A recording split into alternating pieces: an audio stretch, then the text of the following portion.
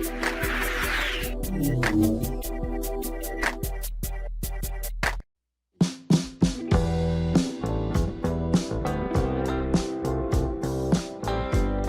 everyone, welcome. Today I'll be discussing the dangers of black and white thinking.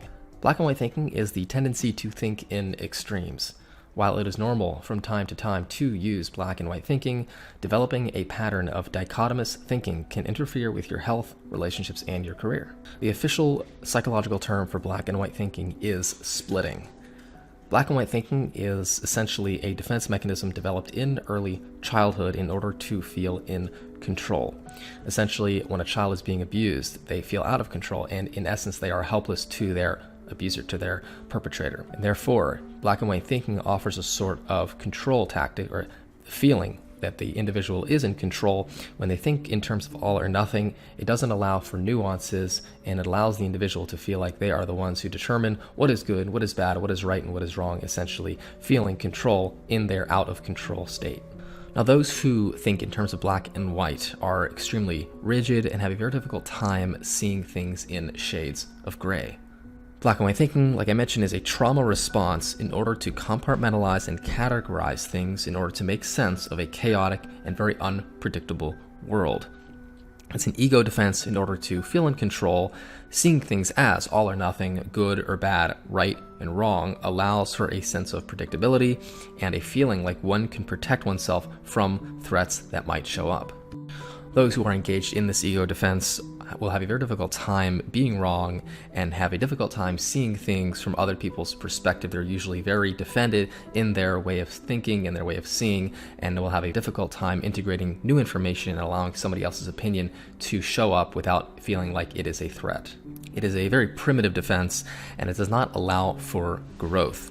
Maturity depends on gray thinking. It depends on nuances and really expanding your consciousness, allowing new information in, creating a more vast opinion, a larger picture of life. When a person thinks in black and white, they are not able to expand and allow for the really richness of life to show up. They are really stuck in a very primitive, childish way of perceiving the world and thinking.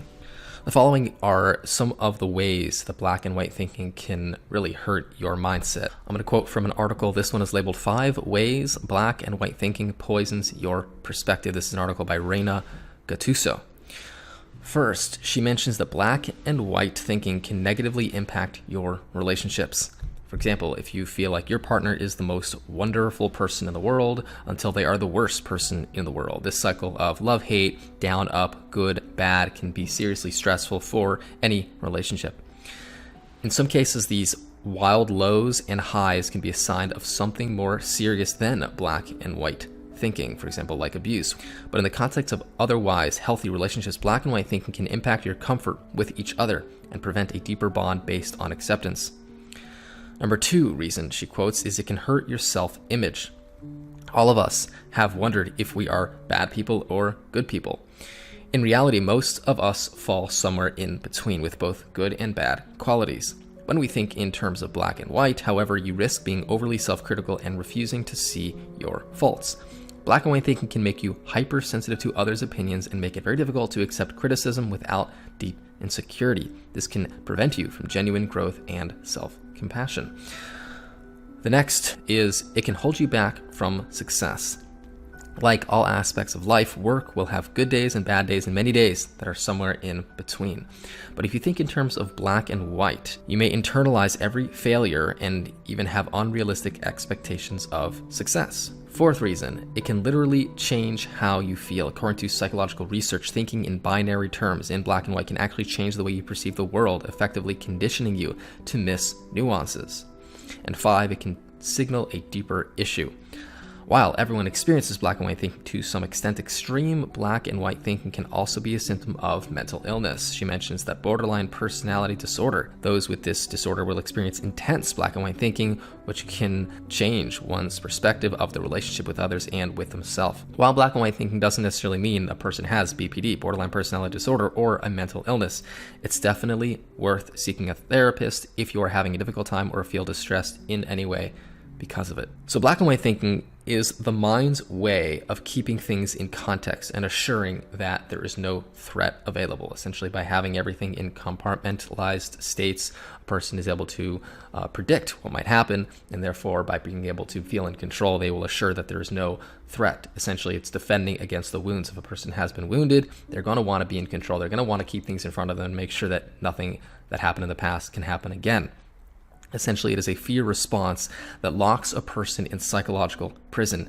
It's a defense mechanism from being hurt by things in the unknown. Those who struggle with black and white thinking will usually find comfort in dogmatic and rigid groups, specifically religious groups who have very distinct and defined rules of right and wrong. Narcissistic abusers will often use black and white thinking, which is name-calling or very strong verbiage and language, in order to control their victims.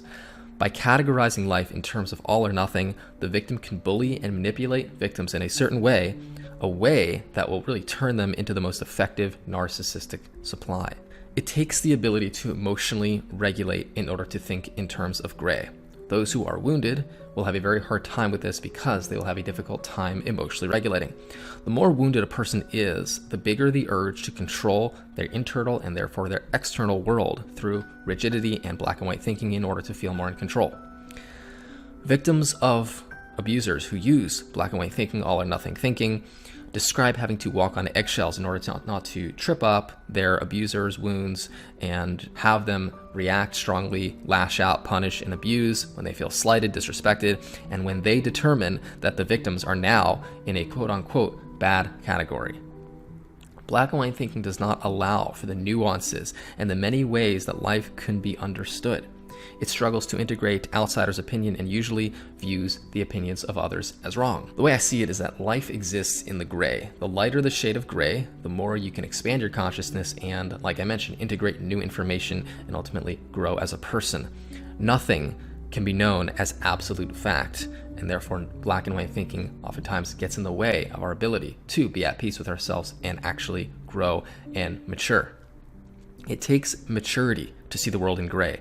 And the lighter the shade of gray, the more the person can appreciate the many nuances, the many colors that life has to offer. It takes the ability to be non-reactive, to be able to speculate, think, consider, have faith, discern, and eventually choose what is best.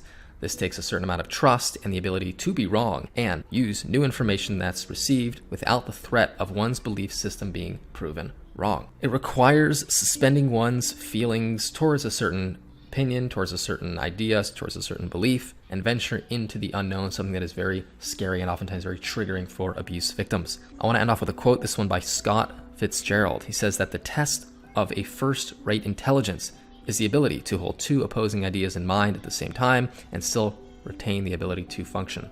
It's so important to outgrow this defense mechanism and primitive, childish way of thinking in black and white. It's vital to realize that life is about the gray area, and by paying attention to the nuances and realizing that nothing is for certain, nothing is so simple, black and white, we allow ourselves to be able to learn, to expand, and really include another person's opinion and thoughts, and really another individual in our life that allows for synergy, interconnection, and ultimately fulfillment in our relationships. I want to thank you so very much for joining me for today's episode. It's an absolute honor to bring you this information today. And until next time, all the very best.